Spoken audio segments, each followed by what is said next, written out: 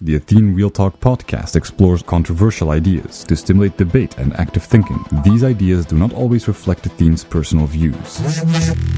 Welcome to the Athene Real Talk Podcast. He has been called the best gamer in the world, hands down. World-famous gamer and philanthropist Athene. Gaming for Good, it's called, has raised more than $20 million. Using his notoriety to raise money for charity. On activism, science, culture, and self-development. Proud to have him in the studio today. I would not want to take you on in a video game. Athene, just do whatever you want and don't care about what other people think or care about the outcome. Han Solo, like what I have to say though is the reason why you care what other people think about you is honestly because your value, it's really because you have nothing to live for. You guys know why you guys crave so much for validation? It's because you don't feel worth enough to give it to yourself. You don't have a reason to live for, and the only reason you can get to live for is through the eyes of others. Funnily enough, if you do what is right, you get that validation from yourself. You stop caring what people think about you. If all you care is feeling good, if that's really all you care of, you're really like steered towards caring a lot what people think about you, because it's empty. The moment you let go caring to feel good, you won't even care so much about validation either, because what you will care about is doing what's right. It's very important to realize that the reason why you care what other people think about you is because you don't have anything to live for. That's the reason why you care what other people think about you. And the reason why you have nothing to live for is because you've never learned. When you were a kid, you had it. Everyone, all of you guys, when you were a kid, you had this life passion. Like, I'm going to change the world. I'm going to do something. I'm going to do what's right. And you get slapped in the face over and over again. Society tells you it's about feeling good. It's about feeling good. It's about happiness, glorifies, luxuries, all this shit you don't need. And you really, like, as your inner child, you just go like, okay, I guess. And then you start trying to impress others because you goes like, yeah, I guess. But you'd say like, but this doesn't work. But everybody's, I guess it's me. I mean, you're being trapped. It doesn't work. It's a scam. You guys have all been scammed. You know what to live for. It's inside you. You know it's doing the right thing. But you gotta first get rid of this indoctrination you went through. It's just like people have to stop believing in God to not follow the word of the Bible. You gotta stop believing that feeling good is what you care most about, because that's what society told you. It's not true. And then you feel so much better. Do you guys understand it? I know you guys understand this. Everybody of you guys have this part in you, right? I mean, you go like, damn, shitson, I can relate to that. Don't let other people define your self-worth, because they don't care. They also feel worthless. It's like almost like a lie we all keep up together. And deep inside we know we're bullshitting ourselves.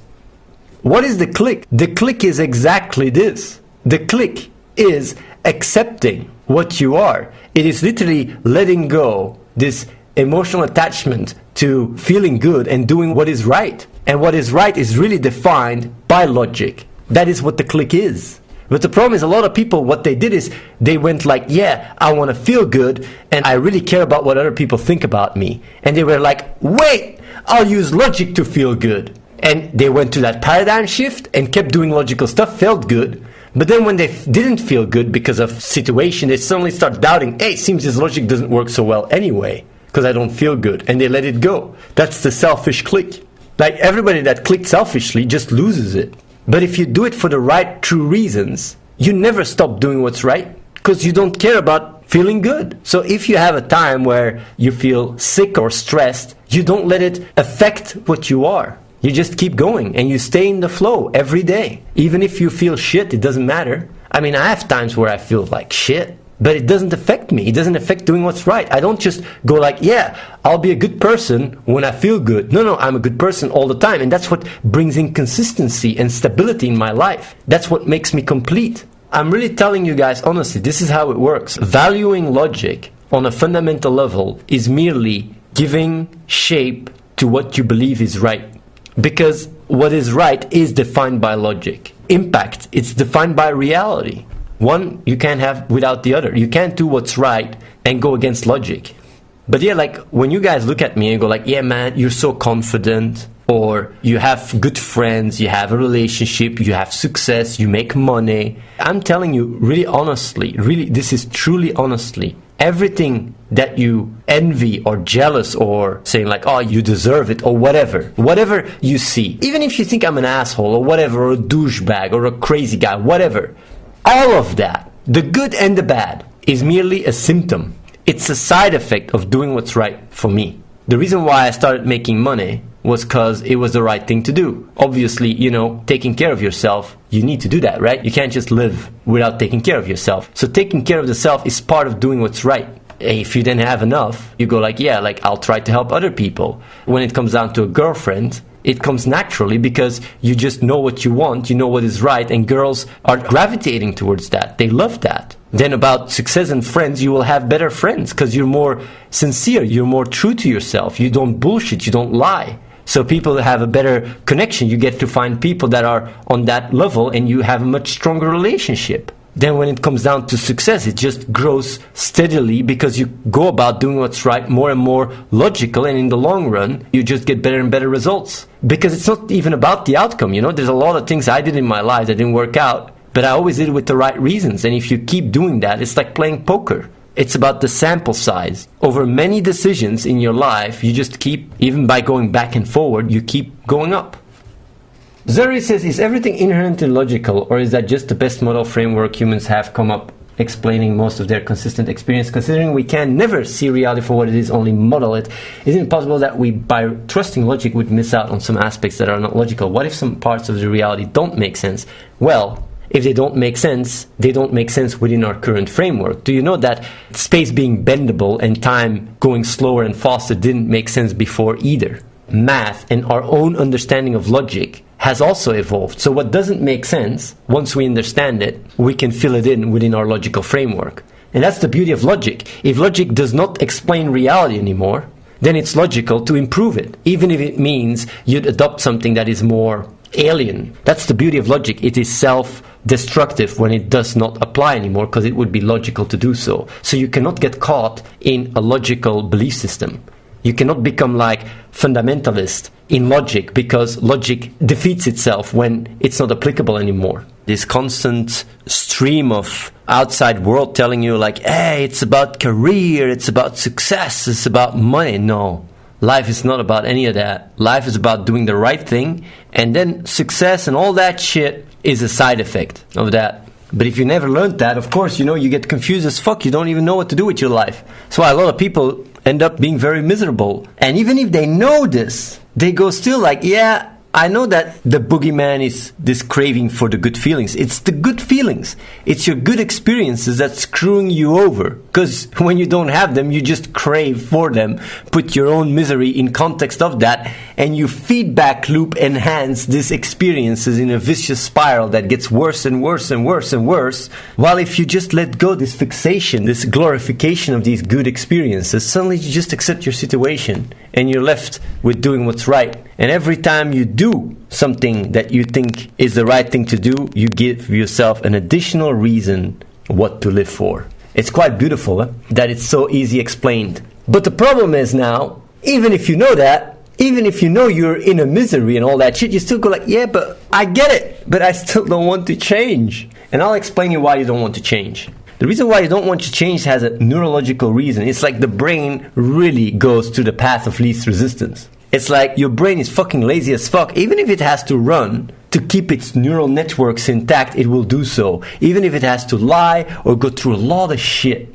But if you understand that, then you understand that these neurons, just as much as you have cancer in your body, you have neurons that have cancerous information that fucks you over. You literally have these parasites within what you are that doesn't care about you, that would let you really do shit that goes against the rest of it. And being able to distinguish that and understand that the bad guy in that regards, why you cannot change, why you don't even want to change, even though you know that it's so simple, is actually on a neurological level explained because of how pathways develop and all that. You can realize wait, I can actually gain control and do something about it by being aware of these mechanics. And that's why I say you have to die.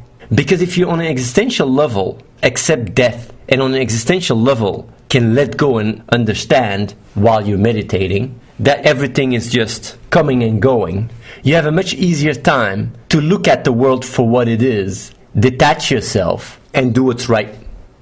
Salvador says, why do you think you didn't have to go to identity and ego death? It's because I never built an identity. The reason why I never had to go through identity death was because since a very young age, I never had to let go doing what's right. And you might say, like, how does that work? If you're that child, you want to change the world, you will get these reality checks and you will give up, right? No. Because when I was really young, I was already talking with my brother and his friend about special and general relativity, about doing good, about the world, and it was really like dominating my life. Every night after school, I talked for hours and hours on end with my brother, listening, speaking, and as I grew up, until my 16, it's basically almost all the things I did every day. I didn't really be busy with all the other stuff. I was really busy with understanding these things. And since the environment was such a big influence and such a positive, nice framework, it really helped me to gather the illogical tools to be able to combat all the misery. I just said, like, yeah, I can do something about that. I will figure it out. I had a lot of trust in logic. It made me indestructible. And that's why I never really even built an identity. I always used logic as a framework. And like I said, the only real existential duality I experienced throughout my life was when I was like, why do I care about other people and I want to do good if I'm inherently selfish? Am I not just an hypocrite? Should I just not just care about myself? But I realized that I might be wrong, first of all. And secondly, imagine if I was wrong, I wouldn't be able to forgive myself, because the only thing I would gain is maybe a little bit more comfort and feeling a little bit better, and that's not worth it. I knew that by giving up doing what's right, I would give up on what to live for. And the only thing I would be left is some shitty experience, and that was not even attractive to me because I saw straight through it. It's not about pleasure.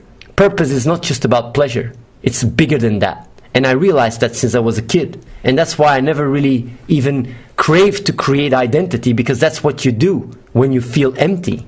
You feel like you want to make up for something. You feel like either you do it through social validation, you care what other people think, so you get that purpose a little bit. You want to feel like something to live for, but they don't care. And as you grow up, you realize that, and you start building a stronger and stronger identity. You do it through your little passions or your little attachments, and that's where you find a reason to live for.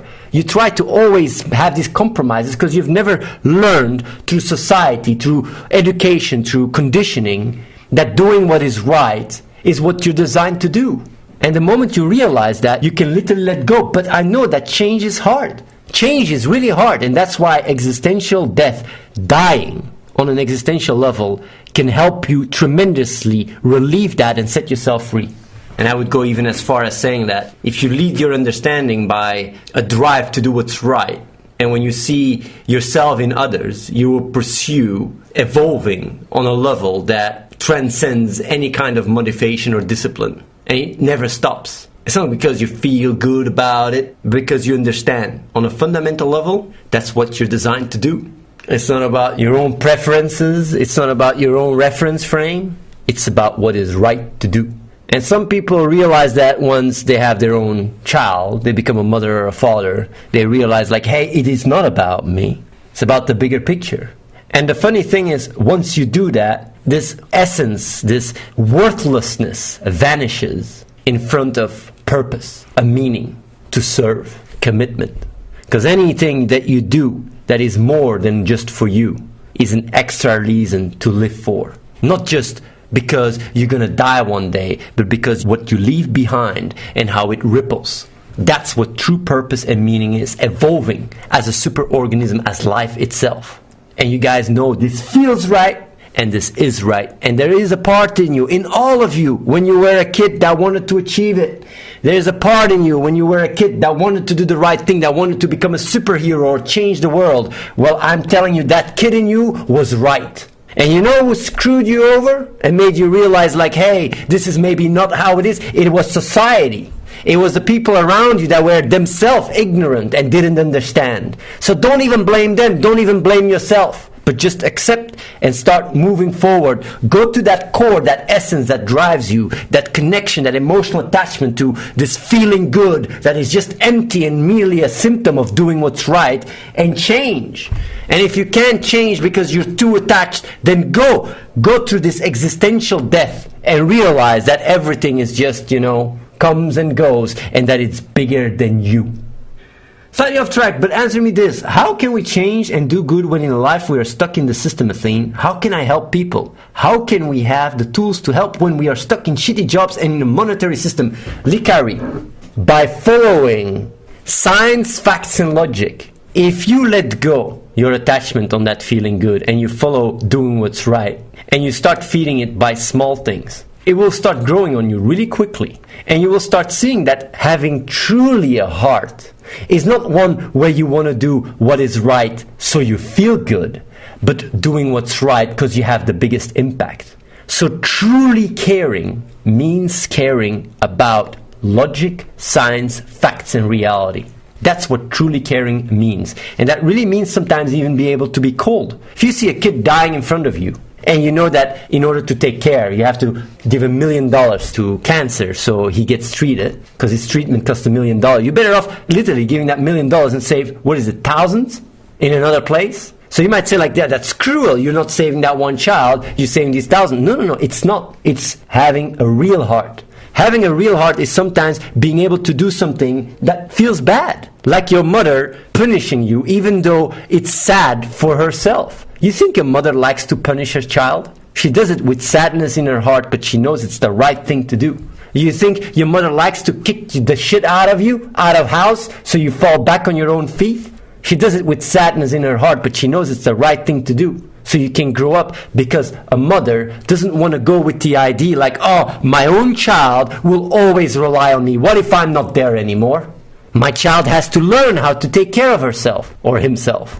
That's the thing. That's what true selflessness is. It's you do the right thing even if it doesn't feel right. You do it because you know it's right. And that's what logic and science and reality can definitely today with the internet era. You get so much information, so much access to all these things to be able to, figure out what the best thing is you can do. And let me tell you, one of the best things you can do once you get this, find like-minded people, organize yourself, and spread the message.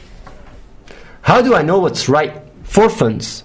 What's right is relative to your reference frame, relative to your knowledge and everything. Basically, life itself. You being alive, there is a reason for it. Do you know, if you look at evolutionary biology, experience, consciousness didn't exist. It emerged. Like your hands, it emerged through evolution because it helped life to evolve. Your true goal and purpose is to evolve as a superorganism. It's not about your own life. Just like it's not about a cell in your body. It's not about you. And going through existential death really allows you to experience that much better, because you feel one with the cosmos and all that shit. You just feel one with everybody around you because you don't see a difference anymore. Doing what's right really means bringing about consistency within the framework of what you are. And that really means just taking care of other people, helping us move forward. Everybody knows what is doing what's right. I know some people say like, yeah, what is it? What is it? You guys know what to do. And even in this context, if you have this insight and this awareness, it's a no-brainer to spread it. It's a no-brainer to find like-minded people. But the problem is a lot of people use what to do as an excuse to not even go there. Because it's not so much about what to do. It's about, do you want to do it? Do you want to do what's right? Rather, what is the right thing to do? Vandalar Gaming, if you're really truly on the same page, then what drives you is doing what's right, using logic, science, and reality and facts. And if that is the case, then the best thing you can do is find like-minded people and spread this awareness. Because you duplicate yourself. Because the problem of society is not so much that there is not enough. It's not a resource problem. It's more an awareness one. For the people that don't know, we have here a place, We have a place here where we provide people to come over and work together with us. And they just do what they believe has the biggest impact. And you can talk to other people and figure things out. That's what I thought was really important, was create a framework for people that want to make a difference. They didn't have to go through all the shit that I had to go through. All these practical limitations that disable you from, just focusing on doing what's right. Subscribe to youtube.com/AtheneWins. Watch the live stream at twitch.tv/AtheneLive and follow The Real Athene on Snapchat.